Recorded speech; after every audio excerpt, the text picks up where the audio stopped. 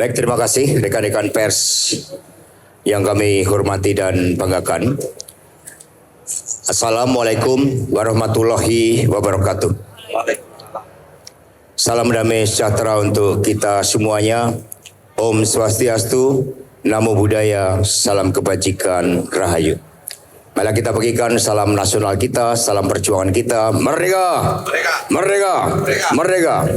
Baik, terima kasih rekan-rekan pers. Jadi pada hari ini bertepatan dengan momentum hari ulang tahun PDI Perjuangan ke-53 dengan tema Satyam Eva Jayate, di sanalah aku berdiri untuk selama-lamanya, yang diambil dari lagu kebangsaan Indonesia Raya pada stansa yang pertama.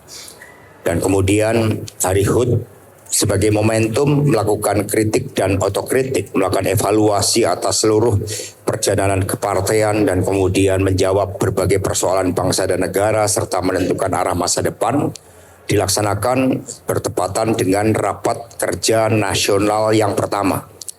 Rakernas pertama partai ini diselenggarakan sebagai tahapan lebih lanjut setelah Kongres ke-6 PD Perjuangan memberikan amanat kepada DPP partai agar seluruh konsolidasi dengan pembentukan DPD dan DPC partai di seluruh Indonesia dapat diselesaikan pada akhir tahun 2025 yang lalu.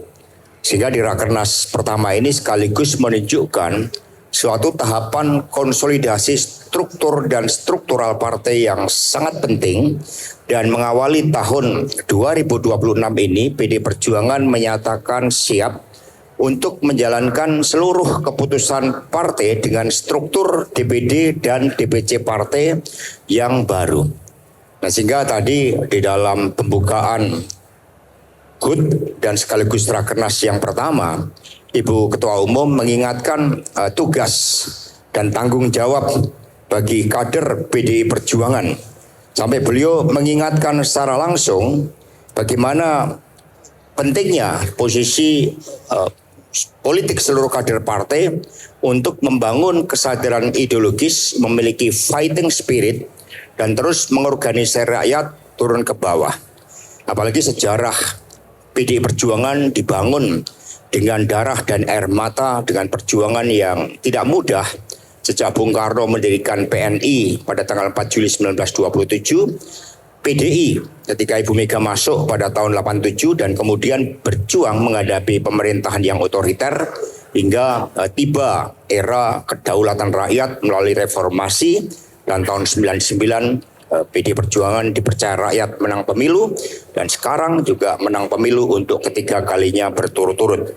Tadi Bu Mega mengingatkan kepada seluruh jajaran partai bahwa kebenaran di dalam Satyam Eva Jayate, beliau menegaskan sejarah tidak akan bertanya berapa jabatan yang pernah kalian duduki. Sejarah akan bertanya di pihak siapa kalian berdiri ketika kebenaran diuji, dan di sanalah nilai kader diukur, di sanalah nilai kehormatan sebagai pejuang partai. Ini arahan Ibu terkait dengan struktur. Kemudian berkaitan dengan situasi geopolitik saat ini, Ibu Ketua Umum juga dengan tegas menyatakan sikap beliau berkaitan dengan persoalan geopolitik, khususnya apa yang terjadi di Venezuela. Ditegaskan oleh beliau menyampaikan sikap tegas PDI Perjuangan terhadap bentuk intervensi militer Amerika Serikat di Venezuela, termasuk penculikan Presiden Venezuela Nicolas Maduro dan istrinya melalui operasi militer yang telah memicu kecaman internasional sebagai pelanggaran kedaulatan dan hukum internasional. Tindakan tersebut merupakan wujud neokolonialisme dan imperialisme modern yang mengingkari piagam PBB dan prinsip dasar hubungan antar bangsa.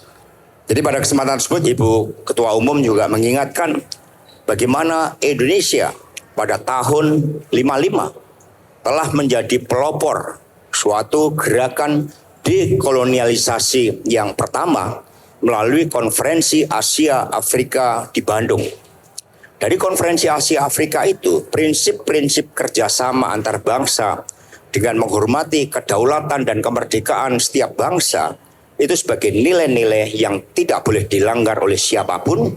Karena itulah di dalam pembukaan Undang-Undang Dasar 45 dengan tegas dinyatakan bahwa kemerdekaan ialah hak segala bangsa, maka penjajahan di atas dunia harus dihapuskan karena tidak sesuai dengan peri kemanusiaan dan peri keadilan.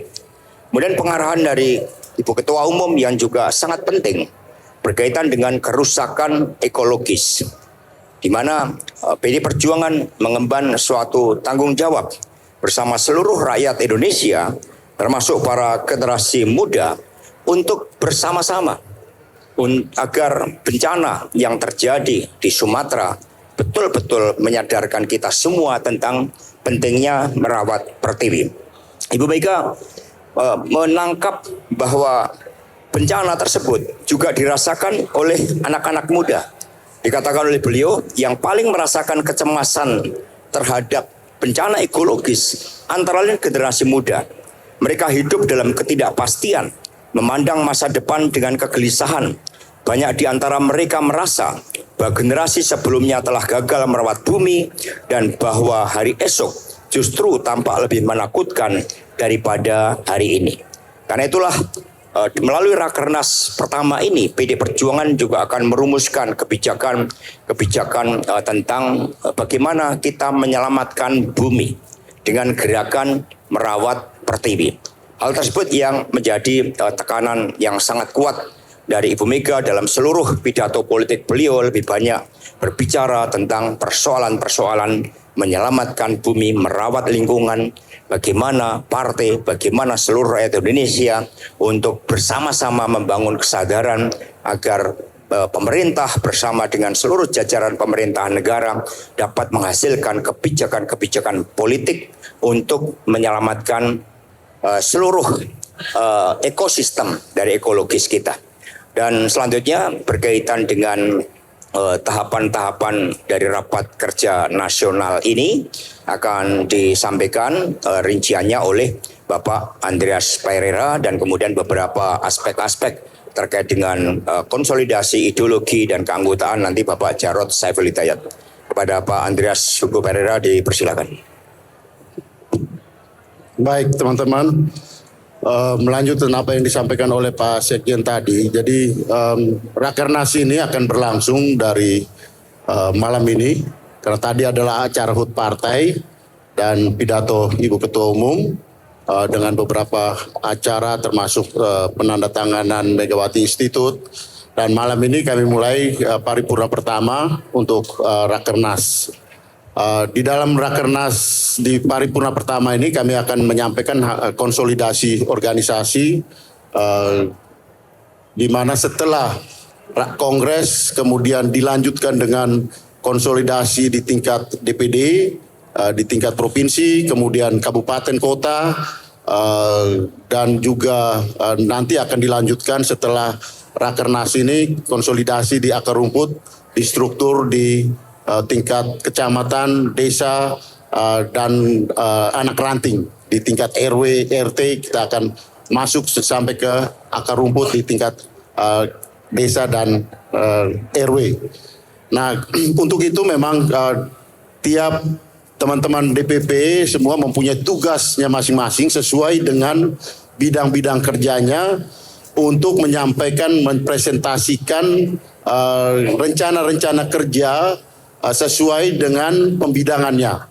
Tugas saya sebagai bidang organisasi, saya akan melaksanakan konsolidasi ini, mengorganisir konsolidasi tingkat sudah di DPD, kemudian DPC, nanti kemudian di tingkat akar rumput. Pak Jarod misalnya bidang ideologi dan kaderisasi akan melakukan kaderisasi untuk penjelasan-penjelasan terutama pada struktur di tingkat provinsi dan kabupaten. Nah setelah ini nanti teman-teman di tingkat DPD, DPC akan melakukan rakerda, rakercap untuk ya soliditas, konsolidasi, pengorganisasian partai di tingkat akar rumput di tingkatnya masing-masing. Jadi ini akan berlangsung sampai dengan tanggal 12 hari Minggu, dan setelah itu hari Minggu kami akan melakukan penutupan dan menyampaikan hasil daripada Rakernas ini, di mana ada hasil yang bersifat eksternal yang akan disampaikan pada teman-teman, dan juga ada hasil dari Rakernas yang sifatnya internal yang akan menjadi instruksi pada partai di tingkat struktur partai seluruh, baik dari DPP, DPC, DPD, DPC sampai ke PAC dan ranting untuk melaksanakan penugasannya di bidangnya masing-masing. Jadi kurang lebih itu sebagai gambaran umum yang berkaitan dengan Rakernas ini. Baik, terima kasih. Di dalam Rakernas ini untuk pertama kalinya kita juga detail sehingga komisi yang sebelumnya dalam Rakernas sebelumnya hanya 3, sekarang menjadi 7. Itu menunjukkan partai menaruh skala prioritas terhadap berbagai persoalan pokok rakyat. Untuk itu, Mas Jarod untuk dapat memberikan penjelasan terhadap sidang-sidang komisi nanti. Baik, terima kasih Pak Sejen. Saudara sekalian, Rakernas pertama ini tahun 2026 ini agak berbeda dengan Rakernas sebelumnya. Kalau di Rakernas sebelumnya, pembentukan komisi itu cuma ada 3 komisi, yaitu komisi politik, komisi organisasi, dan komisi program. Tetapi di Rakernas yang pertama ini, pasca Kongres ke-6, komisi ini lebih difokuskan, lebih substansial untuk menjawab berbagai macam tantangan-tantangan ke depan maupun isu-isu politik terkini. Di dalam Rakernas pertama ini ada 7 komisi. Yang pertama adalah komisi sikap politik. Nanti akan dibahas bagaimana sikap politik PD Perjuangan, dan nanti akan dibacakan sikap politik eksternal dan ada sikap politik yang internal. Kami akan menyampaikan di akhir Rakernas nanti sikap politik PD Perjuangan terkait dengan beberapa isu yang menonjol, termasuk pilkada kepala daerah. Yang kedua ada komisi program. Komisi program ini dibagi di dalam beberapa subkomisi. Yang pertama subkomisi pemerintahan, karena banyak sekali persoalan-persoalan pemerintahan yang sekarang ini perlu mendapatkan penyikapan dari partai, termasuk adanya gejala upaya untuk melakukan resentralisasi, termasuk pemotongan TKD. Kemudian ada subkomisi kerakyatan dan subkomisi hukum dan HAM. Itu komisi 2. Kemudian komisi 3 itu ada komisi organisasi atau internal, tadi disampaikan oleh Pak Andre, itu menyangkut pembentukan struktur partai mulai dari anak ranting PAC, grassroots, termasuk juga rekrutmen dan pendidikan politik untuk rakyat. Kemudian ada komisi pemenangan pemilu, ya, terkait dengan program kita, rencana kita untuk pemenangan pemilu, baik pemilu legislatif maupun pemilu kepala daerah.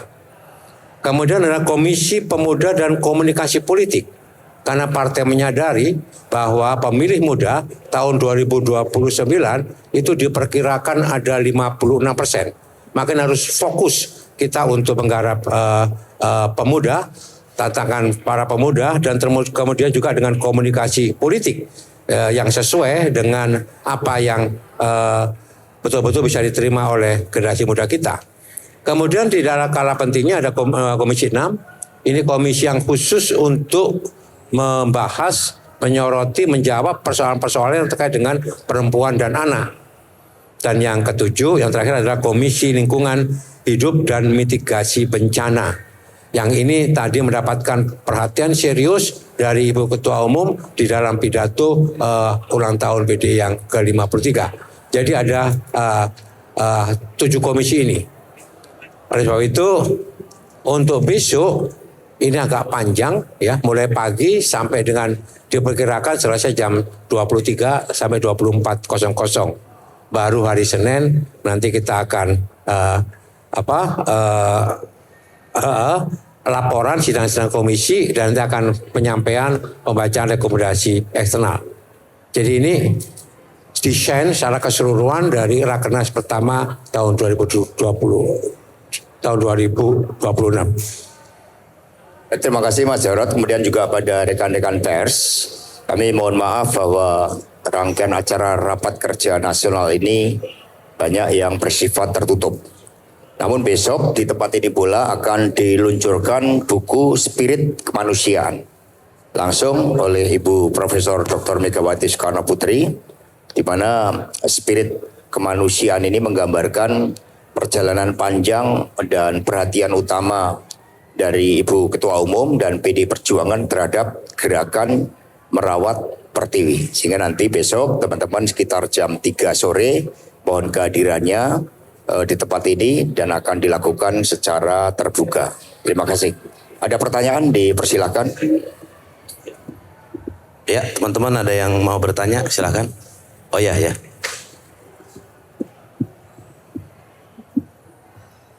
Seperti biasa, sebutkan nama dan nama media. Selamat malam Pak, saya Noval dari tirto.id. Tadi kan disampaikan oleh Pak Jarod bahwa sikap PDIP terhadap pilkada itu baru akan dibahas besok dan disampaikan lusa. Tapi mungkin apakah tadi oleh Bu Mega itu disampaikan atau disinggung terkait sikap PDIP terhadap pilkada itu sendiri? Apakah PDIP ini mendukung mayoritas parpol lain yang menginginkan bahwa kepala daerah itu dipilih oleh legislatif atau pilkada secara langsung? Baik, terima kasih. Tadi ditayangkan seluruh rekam jejak biografi politik dari Bung Karno dan Ibu Megawati Soekarno Putri. Dalam biografi tersebut disebutkan tugas dari Presiden kelima saat itu ketika mengadakan pemilu presiden secara langsung yang pertama. Dan setelah tadi Ibu mengatakan bagaimana prinsip-prinsip kedaulatan rakyat sebagai spirit dari reformasi itu harus betul-betul kita jaga. Dan dengan rakyat yang berdaulat, dengan pemimpin dipilih secara langsung, ini tidak hanya memperkuat legitimasi pemimpin, tapi juga tanggung jawab pemimpin untuk menghasilkan program-program sesuai dengan aspirasi rakyat yang digali pada saat kampanye. Steering Komite Rakernas 1 seperti Pak Andri dan Pak Jarod banyak menerima masukan-masukan dari kelompok-kelompok pro-demokrasi, civil society, mahasiswa, juga dari struktur partai yang mengharapkan agar rapat kerja nasional ini betul-betul dapat mengambil keputusan politik untuk menjaga demokrasi yang melibatkan partisipasi rakyat secara luas melalui pelaksanaan pilkada secara langsung. Namun sikap politiknya, karena nanti kami akan mendengarkan seluruh usulan-usulan dari daerah akan dibacakan pada saat penutupan Rakernas. Sikapnya bagaimana, alasan filosofis, ideologis, dan juga dari manajemen penyelenggaraan pemilu, itu semua akan menjadi bagian dari rekomendasi Rakernas. Jadi belum diputuskan. Oke, ada. Ya. Silakan. Karena kita kan Partai Demokrasi Indonesia, jadi seluruh pencermatan dan masukan-masukan dari seluruh peserta Rakernas itu akan menjadi bahan pengambilan keputusan dalam rekomendasi Rakernas. Selamat malam Mas Hasto. Saya Ben dari Kompas TV. Mas, sedikit mau bertanya soal sikap partai terkait dengan isu eksternal. Beberapa waktu lalu salah satu ketua umum partai, saya sebutkan saja, Partai Solidaritas Indonesia, itu menyebutkan kalau di Pilkada 2029 partainya akan menjadikan Jawa Tengah sebagai kandang gajah. Nah, bagaimana sikap partai PDI Perjuangan melihat ini? Apakah ini sebagai sebuah ancaman atau seperti apa? Terima kasih. Pemilu masih panjang, rakyat yang menentukan, ya. Rakyat yang menentukan, yang punya kedaulatan. Dan PD Perjuangan melalui peringatan HUT ke-53 ini melakukan kritik otokritik, memperbaiki ke dalam, mempertajam praksis ideologi, dan kemudian ya seperti penanganan bencana, setidak-tidaknya PD Perjuangan bergerak maksimum demi kemanusiaan tanpa mempertimbangkan aspek-aspek mereka memilih siapa. Jadi situasi saat ini bagi PD Perjuangan lebih baik kami berfokus untuk melakukan konsolidasi organisasi dalam seluruh aspek kehidupan partai sehingga ketika rakyat menghadapi kesulitan seperti bencana, kami turun dengan seluruh kekuatan dari partai. Itu yang menjadi skala prioritas kami. Terima kasih. Oke. Ya, perkenalkan saya Ansari dari Bisnis Indonesia. Izin bertanya terkait dengan pemerintahan Prabowo dan Gibran sekarang udah berjalan 1 tahun tuh. Nah ini PDIP nampak tidak terlalu banyak bersuara dan bahkan kritik justru banyak dilayangkan oleh masyarakat. Nah sebenarnya bagaimana sih PDIP menyikapi jalannya pemerintahan untuk kedepannya? Sama satu lagi terkait dengan sikap PDIP yang dulu kerap mengkritisi soal pemilu banyak kecurangan. Nah ini sebenarnya apakah PDIP sudah menerima hasil atau berdamai dengan hal itu? Terima kasih. Jadi yang berkaitan dengan positioning ya. Jadi di Kongres kemarin PD Perjuangan sudah menetapkan diri sebagai partai penyeimbang. Nah, partai penyeimbang ini tentu definisi dari bagaimana penempatan diri PDI Perjuangan sebagai partai di parlemen dan juga positioning di masyarakat. Oleh karena itu kalau teman-teman perhatikan ya dalam banyak hal kita melakukan kritik-kritik yang ya konstruktif terhadap pemerintah sekarang. Apa-apa yang berkaitan dengan ya kebijakan termasuk misalnya yang terakhir penanganan terhadap bencana. PDI Perjuangan yang memberikan tanggapan terhadap peristiwa tersebut dan penanganan pemerintah dan kami langsung melakukan apa yang bisa kita lakukan untuk masyarakat. Nah itu yang lebih penting dan dirasakan oleh masyarakat. Kenapa? Karena kalau kita bicara soal kuantitas jumlah ya PDI Perjuangan praktis sendiri sekarang di DPR. Oleh karena itu kami tahu bahwa kawan kami itu ada di masyarakat. Kawan kami itu adalah teman-teman sekalian gitu.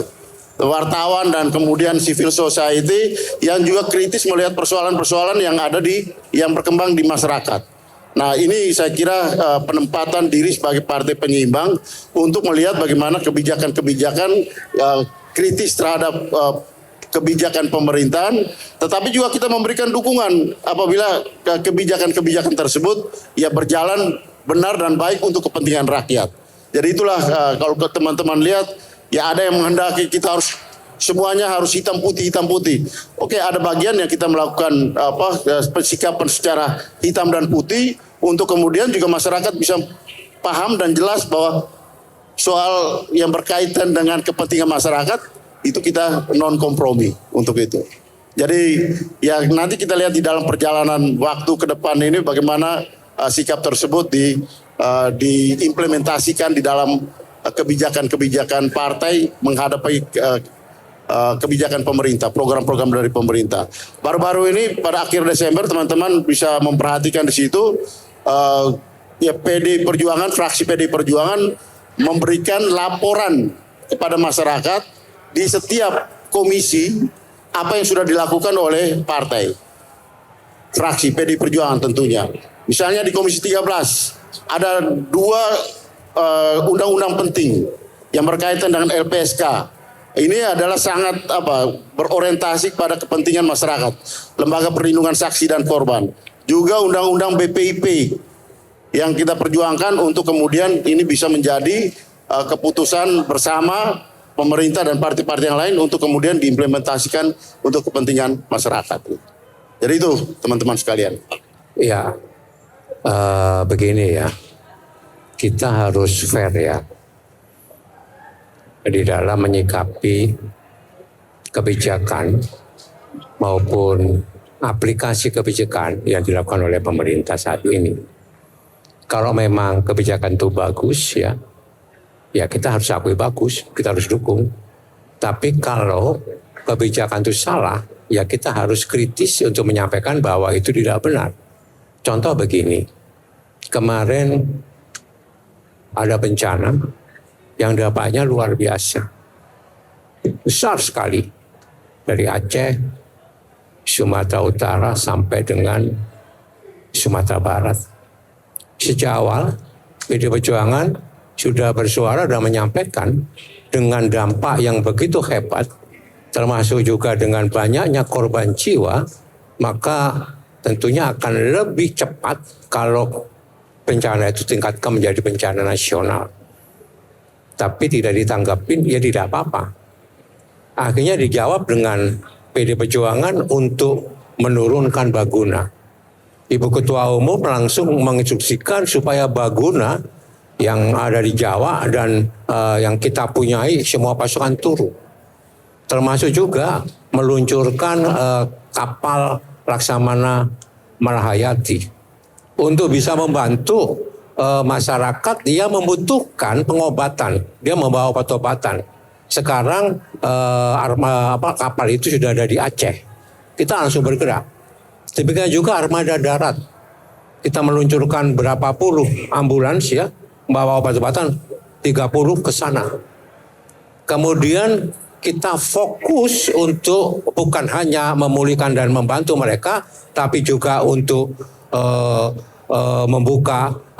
membantu untuk pendidikan anak-anak di sana. Ya, jadi itu kita usul sudah lama sekali bahwa ini sudah waktunya, sudah saatnya angka tepat kalau pemerintah menyampaikan bahwa ini bencana nasional. Ya, tapi tidak ditanggapi ya kita turun. Kita tidak usah berdebat kenapa pemerintah tidak mau untuk menyatakan ini bencana nasional, tapi yang kita lakukan adalah menjawab itu dengan seluruh potensi kita bersama-sama dengan masyarakat untuk turun membantu korban. Contoh begitu. Saya tambahkan. Jadi kalau kita perhatikan di bagaimana pensikapan fraksi ya di laporan kepada rakyat, hal yang berkaitan dengan makan bergizi gratis ini, PDI Perjuangan jelas mengambil sikap bahwa ya perlu adanya perbaikan terhadap skala prioritas dan sistem pelaksanaan program MBG wajib untuk dibenahi. Nah, ini poin yang berkaitan bagaimana implementasi daripada program MBG tersebut. Kemudian di Komisi 3, nah positioning PDI Perjuangan bahwa ada deretan persoalan kasus yang berkaitan dengan urgensi reformasi polisi. Nah, itu juga hal yang menjadi critical point dari PDI Perjuangan terhadap ya jalannya pemerintahan ini.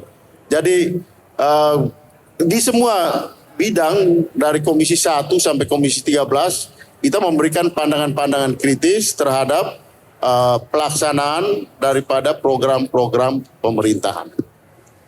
Oke. Satu kali lagi lah ya. Siapa? Situ. Oke. Cewek. Oh, cewek. Ya. Selamat malam Pak, perkenalkan saya Tasya dari foi.id. Izin Pak mau tanya, ini kan sikap partai soal pilkada dipilih langsung atau tidak langsung itu kan disampaikan di akhir pelaksanaan Rakernas. Ini yang menjadi pertanyaan, kan sepertinya PDIP juga menolak kan karena ada sejumlah pernyataan yang seperti itu. Nah, ini untuk menunjukkan sikap partai di legislatif, karena kan mayoritas partai di ranah legislatif kan mendukung semuanya setuju gitu. Nah, ini bagaimana sikap partai nanti melawan banyak semacam itu partai semacam itu. Terima kasih Pak. Baik, terima kasih. Dalam politik itu yang diukur adalah keputusan-keputusan politik. Maka tahapan kami adalah rapat kerja nasional ini telah didahului dengan beberapa kali fokus group discussion. Kami telah mengundang dari kalangan civil society, kemudian pakar untuk penyempurnaan sistem politik di Indonesia, dan kemudian di dalam Rakernas nanti akan nampak rekomendasinya terhadap bagaimana sikap partai terkait dengan pilkada. Prinsipnya kedaulatan rakyat itu harus dihormati oleh seluruh anak bangsa melalui hak rakyat di dalam menentukan pemimpinnya. Nah, dari sinilah kemudian dibahas agenda strategisnya. Bagaimana terkait dengan pembahasan undang-undang tidak hanya pilkada, tetapi juga penguatan pelembagaan partai politik, tanggung jawab partai politik, akuntabilitas dan transparansi partai politik, internal demokratisasi di partai politik, itu bagian dari pelembagaan partai yang kami bahas. Kemudian juga terkait dengan sistem pemilunya. Dan kemudian bagaimana juga keuangan partai politik, penyelenggara pemilu, bagaimana agar betul-betul kredibilitas, integritasnya pemilu bisa berjalan dengan jujur, netralitas dari aparatur negara. Nah, sehingga ini yang akan dibahas secara lengkap dari hulu ke hilir di dalam rapat kerja nasional ini.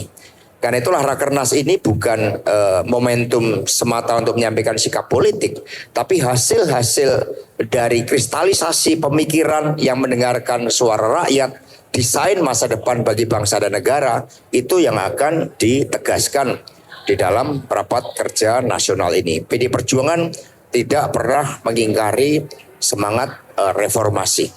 Karena reformasi itu lahir dari suatu kristalisasi perjuangan yang luar biasa, pengorbanan para mahasiswa agar rakyat berdaulat. Terima kasih.